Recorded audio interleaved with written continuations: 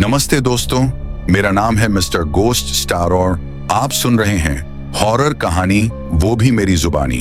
तो दोस्तों, आज की कहानी हमारी भैरवपुरा की गांव की है। इस गांव में जब अमावस की रात हो तब उस दिन गांव के लोग रात में बाहर नहीं आते। उन लोगों का कहना है कि अमावस की रात को एक पिशाचिनी आती है गांव में, और इसी डर से गांव वाले रात को अपने अपने कमरे बंद करके सोते हैं। तो दोस्तों, ज्यादा समय न गवाकर आज की कहानी शुरू करते हैं। यह कहानी भैरवपुरा गांव की है। रात का समय था, आसमान में बादल गरज रहे थे और गांव भैरवपुर में हर कोई जल्दी जल्दी अपने दरवाजे बंद कर रहा था। गांव के बीचों बीच एक बूढ़ा पुजारी राम सेवक मंदिर की घंटी बजाकर घोषणा कर रहा था, आज अमावस्या है, कोई भी पीपल के पेड़ के पास मत जाना, पिशाचिनी की रात है ये। संगीता, शहर की पढ़ी लिखी लड़की, अपने मामा के घर कुछ दिन के लिए आई थी। वह इन बातों पर हंसती थी, सोचती थी ये लोग भी जरा सी कहानी सुनकर डर जाते हैं। लेकिन मामा का घर गांव के किनारे था, जहां से जंगल और वो पुराना पीपल का पेड़ साफ दिखता था। गांव की बुजुर्ग ललिता काकी ने उसे देखा और बोली, बिटिया, रात को खिड़की मत खोलना, चाहे कोई अपना ही क्यों ना पुकारे, पिशाचिनी आवाज बदल लेती है। संगीता हंसकर बोली, काकी, मैं भूतों से नहीं डरती। काकी ने बस सिर हिलाया, जैसे उन्हें पता हो कि ये लड़की एक दिन समझेगी। पहली रात करीब 12:45 खिड़की के बाहर से मामा की आवाज आई, संगीता जल्दी आओ, मुझे मदद चाहिए। संगीता खिड़की पर गई, लेकिन बाहर कोई नहीं था। दूर पीपल के पेड़ के नीचे लाल साड़ी में एक औरत खड़ी थी। उसके होंठों पर हल्की मुस्कान और आंखों में खून चमक। संगीता डर कर पीछे हटी और तुरंत खिड़की बंद कर दी। अगली सुबह गांव में खबर फैली, रघुनाथ नाम का लड़का रात को लापता हो गया। कहते हैं उसने भी किसी को अपना नाम पुकारते सुना था और बाहर चला गया, फिर कभी वापस नहीं आया। मामा ने संगीता को चेताया, ये खेल नहीं है, वो औरत इंसान नहीं है। संगीता की जिज्ञासा बढ़ चुकी थी।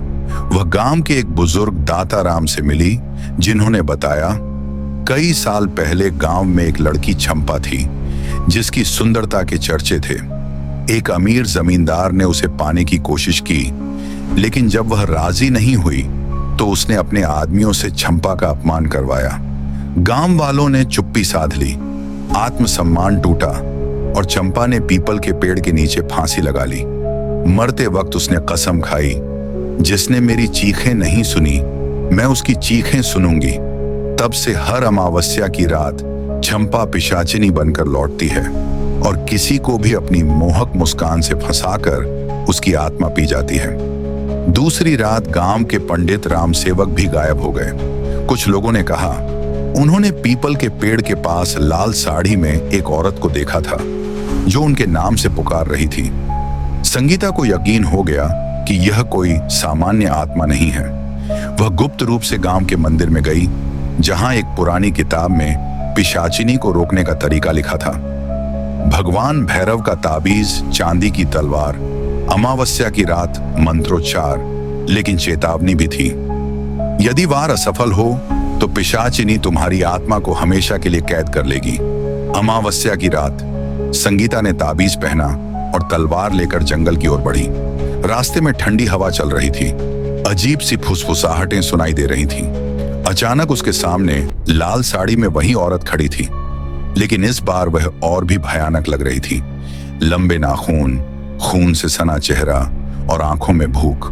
पिशाचिनी ने कहा, तुम्हारा खून मेरी अमृता है। संगीता ने तलवार उठाई और मंत्र पढ़ते हुए वार किया, लेकिन पिशाचिनी ने हवा में ही गायब होकर पीछे से हमला कर दिया। संगीता घायल हो गई, लेकिन उसने ताबीज को कसकर पकड़ा और आखिरी मंत्र जोर से बोला। तलवार से किया गया अंतिम वार सीधे पिशाचिनी के दिल पर पड़ा। वह चीखते हुए राख में बदल गई, लेकिन जाते जाते उसकी ठंडी हंसी गूंजी, मैं खत्म नहीं हुई, मैं लौटूंगी तुम्हारे लहू से। गांव में शांति लौट आई, लेकिन हर अमावस्या की रात संगीता के सपनों में वही लाल साड़ी वाली औरत आती और मुस्कुरा कर कहती, मैं तुम्हें देख रही हूं। तो आज की हमारी यह कहानी यहाँ समाप्त होती है। और ऐसे ही मज़ेदार हॉरर स्टोरी सुनने के लिए मेरी चैनल को सब्सक्राइब कर देना, जिससे मेरी ऐसी मज़ेदार स्टोरी आपके पास जल्दी पहुँचे। तो मिलते हैं हमारी नेक्स्ट कहानी लेकर। ऐसी मज़ेदार हॉरर स्टोरी जो आपका दिल दहला देने लिखें काफ़ी है।